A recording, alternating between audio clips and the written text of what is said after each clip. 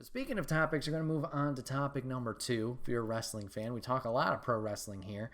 I wanted to talk about the WWE draft that started as of recording this past Friday and will continue tomorrow on Monday Night Raw for the part 2 of the draft. I wanted to talk about what's taken place so far, who's going to what brand, show, etc., and what this could mean potentially for shows.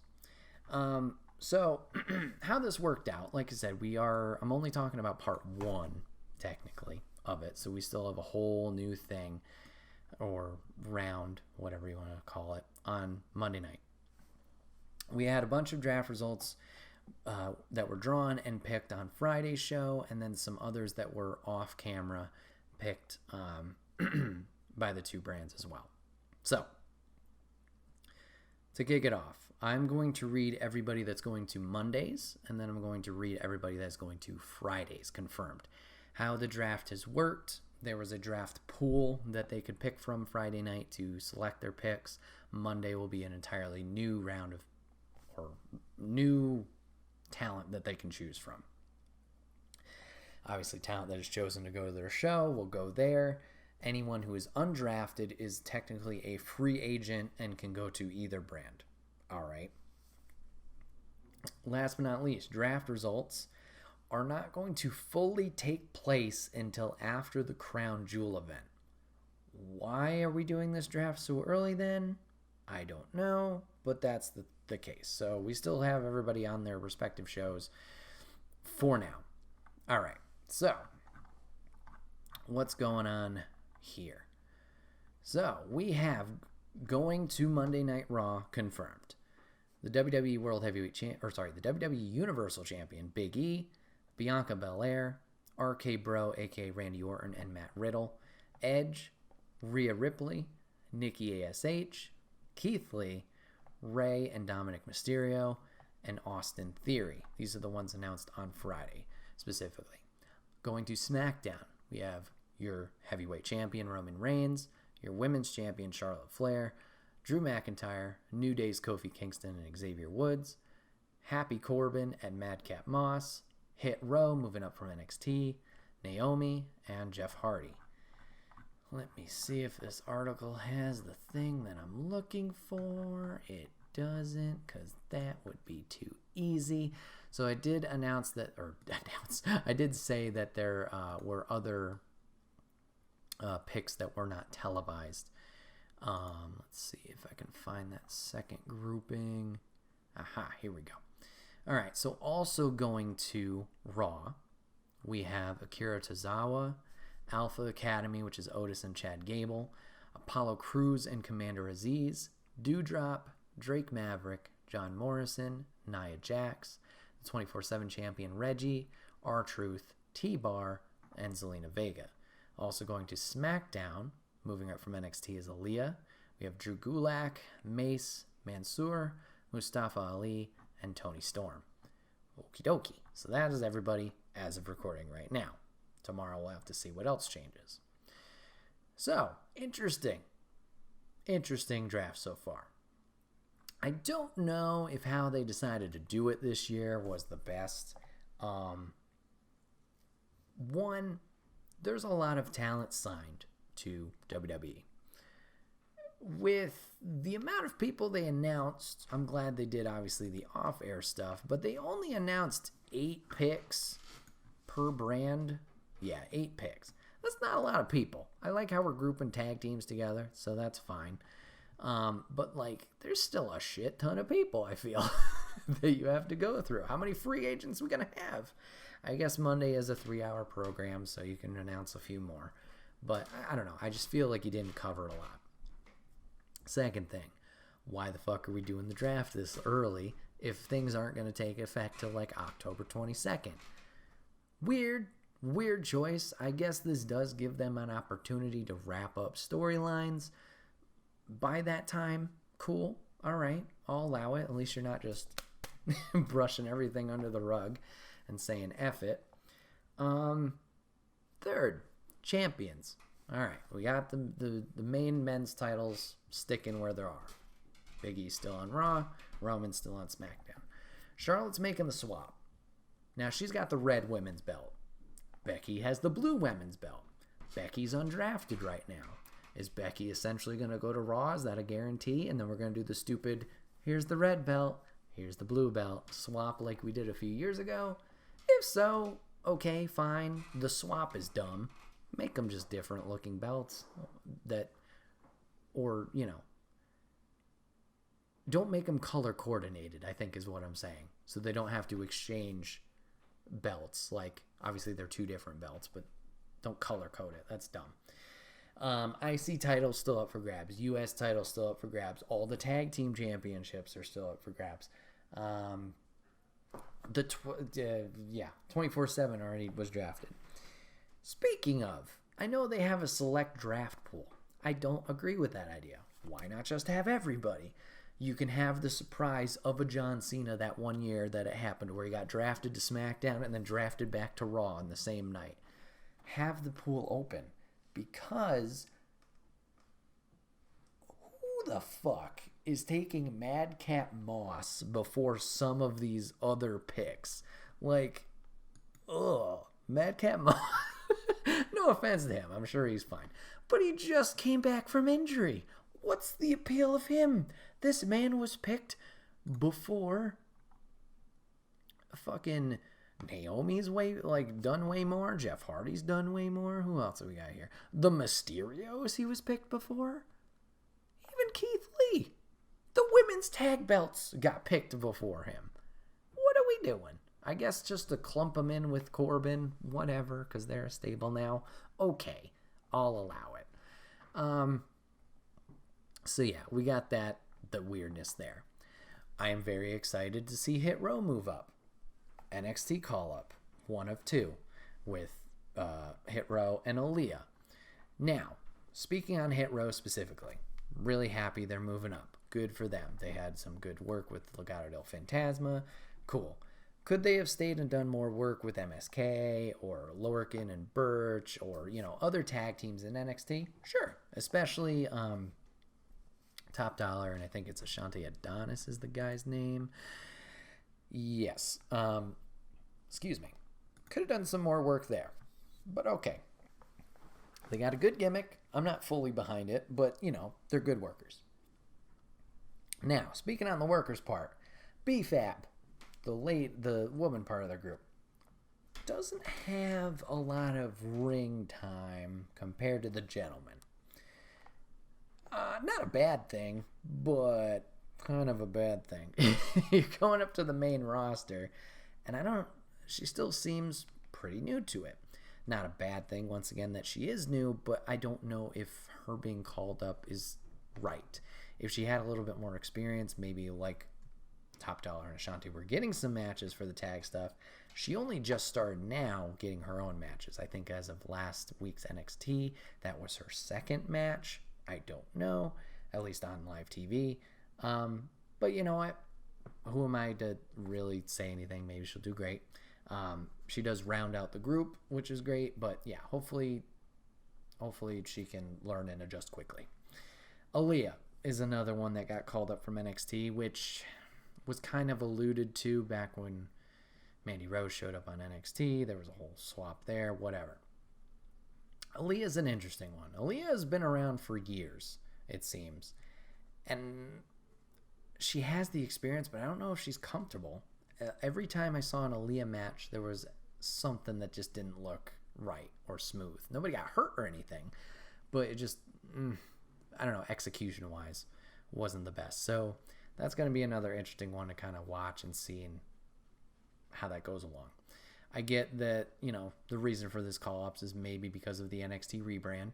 We're focusing on a lot of brand new talent and bringing them in and not the indie stars that we had built up in previous NXT Black and Gold brand. We'll have to see. Does this mean we'll see a Johnny Gargano? Does this mean we'll see a Tommaso Ciampa? Does it mean, we'll see other names that we have already established in NXT move up? Maybe. The reason I say maybe is because you need established people to stay in NXT 2.0 to kind of work with and help out the newer talents.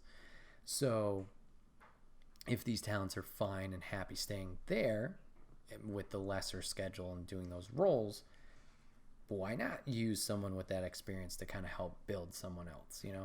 Makes sense. Last thing on Hit Row, because they haven't talked about the gentleman yet, but Swerve Scott 100% deserves this call up. That man is fantastic in the ring, good on the mic, great work. Is he just dropping the NXT North American belt? Okay, that's fine, makes sense. NXT champions have done that before. As they got called up, they've relinquished the belt. So sad, because if he does done it, English is hard. If he does do that, this man hasn't defended his North American title at all. He won it against Bronson Reed, RIP, now known as Jonah. He won it against him and has done nothing. Nothing with it. So it's just like, such a heartbreak. You make Jonah lose it, you release Jonah, and now you didn't do anything out of it. Okay, cool, great, whatever. It's not Swerve's fault, it's creative's fault, but it just sucks. So anyways, excited for them. Hopefully it all works out. Let me talk about Retribution real quick. So Retribution's officially dead now, I think we can say. T-Bar and Mace have now been drafted to separate brands. We got T-Bar going to Raw, and we got Mace going to SmackDown. Good. Nothing against them as a team. Retribution, unfortunately, was doomed from the start. And by the start, I mean shortly after. Could Retribution have been something interesting and actually fun? Oh, yeah. Yes, it could have. Mystery Groups comes in. We're all mad. We're not happy with how things are going, blah, blah, blah. But then we shot it in the foot immediately. No faith in this. We're going to get them all stupid names. We're not going to acknowledge at all who they were in the past. We're just going to give them masks and say they're brand new people. Even though we know clearly this is Dio Madden. This is Dominic Dijakovic. This is Mia Yim. This is Shane Thorne. Whatever. Okay, fine. We get the cool reveal. Mustafa Ali is their leader. Awesome. And then we job these guys out. They don't win a match for fucking months. I don't think they won a match until they finally disbanded from Mustafa Ali and started doing their own thing. What was the point? Why are we doing this? Why make a group, try and establish them, make them a threat, give them these interesting character looks and whatever, and do nothing with them? What the fuck? Stupid. However, in a good light coming out of this draft, with both of these gentlemen being drafted separate from one another, this can be good. Because we got a tease from T-Bar, a.k.a. Dominic Dijakovic, of his old gimmick, the Feast Your Eyes gimmick, where he was just himself and he was kicking ass. Doing really well in the NXT brand. If we're doing that, if we're letting Dominic be Dominic, and we're letting Dio Madden be Dio Madden, yes, all for it. Let's do it. Let's drop the stupid names. Let's drop the mask. And let them be them. Let them be talented. All right? Cool. Let's do that. Toni Storm. Love Toni Storm. She's great. Does well in the ring. Does well in NXT. Zelina Vega kind of ties in this as well. What are we doing with these ladies? What are we doing since their call up? I mean, Zelina's been around for a while. Toni got brought up. Shotzi Blackheart got brought up. Tegan Nox got brought up from NXT. All together. Bop, bop, bop. Random. Or not random. Rapid fire. Cool. All definitely deserving. All talented ladies. They come up. What do we do with them? Shotzi and Tegan kicking ass. They beat the women's tag team champions of Natalya and Tamina like 3 times. Never got a title shot. The other ladies in Rhea Ripley and Nikki ASH got a title shot. Now they're champions. Are they going to get a title shot? Okay, fine. Do it. But fucking commit to it. Toni has done nothing. Nothing. She did 1 match, I think. And she's just been backstage talking to Dolph Ziggler. That's it. Why do we bring you up? They teased a program with crap. Who's the new Japan signee? Who Saray, something like that. You teased a program with Tony one week, and then the next week she's on SmackDown, and we just forget about it. All right, Zelina hasn't done anything. She's been wrestling a lot. Good for her. Good. She hasn't won shit. What are we doing? Hopefully this draft allows them to reset. That's always the good thing about the draft, is a reset. Hopefully we can get something going with people that haven't been used. Whether it's the individuals, obviously, I just talked about, or Monday, we'll have to see who else is drafted. Hopefully we can get the ball rolling for these characters. Monday has been seeming to push a little bit harder on their product to make it more interesting, whether it's Monday Night Football or it's AEW, who knows. But they're getting a little bit of a fire lit under their butt to make it interesting. Good. Cool. Maybe this will help as well. I don't know. We'll have to see. So yeah, that was your draft results. Like I said, from Friday, somewhat Saturday. I am interested to see who else makes the move, makes the jump tomorrow from SmackDown to Raw to SmackDown, or to NXT for a call-up. That'll be interesting. The ones I'll be most excited for or interested in will be those NXT call-ups, just because we have a history with NXT call-ups of like the small percentage, you're going to make it through, you're going to do something, we'll have faith in you, and the rest, for some reason, just get lost in the shuffle, because why not? So we'll have to see. I don't know. Time will tell, just like everything in wrestling. But yeah, thank you guys for letting me gush about the draft. I don't know. This has been another episode of the Wait, What Are We Talking About podcast. My name is Bret, aka Enigma911, and you can catch this podcast live over on twitch.tv/Enigma911 every Sunday now at 8 p.m. Eastern. You can join the chat like Mrs. G did today. If you want to join the conversation, we'd love to have you. If you can't catch it live, that's A-OK. You can go over to our YouTube and podcast services the very next week, where it's broken up topic by topic and put as one big video and MP3 for your amusement on the following Friday. Last but not least, #ad merch store. You can get all of your swag over there, t-shirts, cups, backpacks, and more. Rep the brand, support us. It would be greatly appreciated. Thank you guys so much for hanging out with me today, giving this a watch on YouTube, giving it a listen on your podcast services, wherever you guys are absorbing the content. Thank you guys for giving it a chance. Like I said before, if you guys ever have any topics for me that you want me to discuss, feel free to put them down in the comment section down below, or even a guest. Let me know who you want me to talk to. We got some fun guests hopefully coming up this month and next month. So getting the ball rolling there, and I'm excited to do this weekly with you guys now instead of every other week.